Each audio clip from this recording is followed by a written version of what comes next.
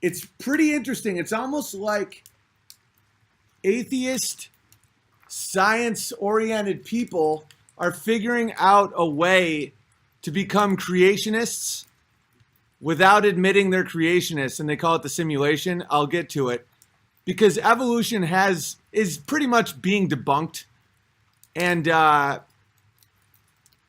so a lot of atheist scientists are coming up with this new idea called the simulation, that we live in a simulated universe, and this is all holograms, and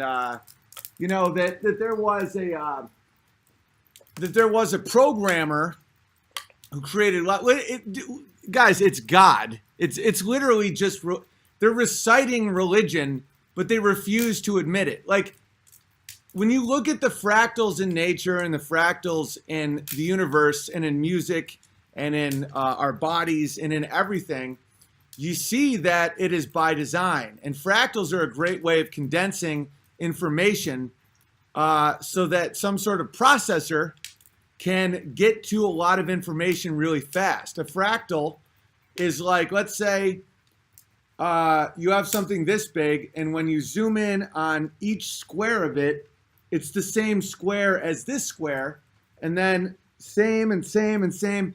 It's almost like how the atoms with the electron look fairly similar to the sun and the planets, which look fairly similar. You know what I'm saying? That's like what a fractal is. And also Fibonacci sequence and sequences like that, where you look at a shell or a flowering petal, and you see that it's doing a mathematical sequence. And that doesn't happen from random mutation and sexual selection. It's a way to condense information. And so Elon Musk believes we're in a simulation, a lot of these big atheist science types, because evolution isn't cutting it at all. And we can't get out of our firmament. I mean, listen, I'll do more research into it, and I'm not sold on the flat earth situation. But there is something going on with NASA that's very fishy. They're constantly lying about what they can do and what they see and what technology can show us. We've hit a wall of space exploration, and I think that wall is pretty close to Earth. And so the people that absolutely refuse to believe in creation and God and all that stuff are now saying that this is a simulation, and they think that that's this cool tech way of just describing the Bible. And I prefer the Bible because I don't think in tech speak, I think in story. You know, to think of Ezekiel and Matthew and, you know, like these stories, when you think about Abraham and Isaac and Ishmael and all these characters in these stories that happened, Noah, the flood, that's how I think. You can recreate all that stuff in tech speak if you want and call them holograms and fractals and information storage and the grand programmer, and that we are a simulation inside a simulation inside. If that floats your boat, go for it. But that's the same thing. I see a lot of people coming to the same conclusions, just with different words.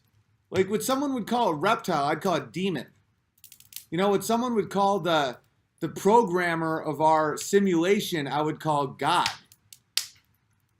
You know, there's people right now that believe, like, they would call Jesus Christ an admin that came down to help out someone get more lives and have the path through a really hard level. It's like, call it whatever the fuck you want, but that's not, I mean, that's Jesus Christ. It's real. You know what I'm saying? It's like, it's weird how people will just take the same concept and just keep applying it with like whatever they feel is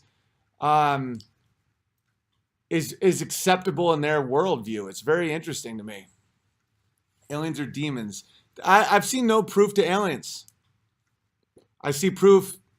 I've seen evidence of angels and demons.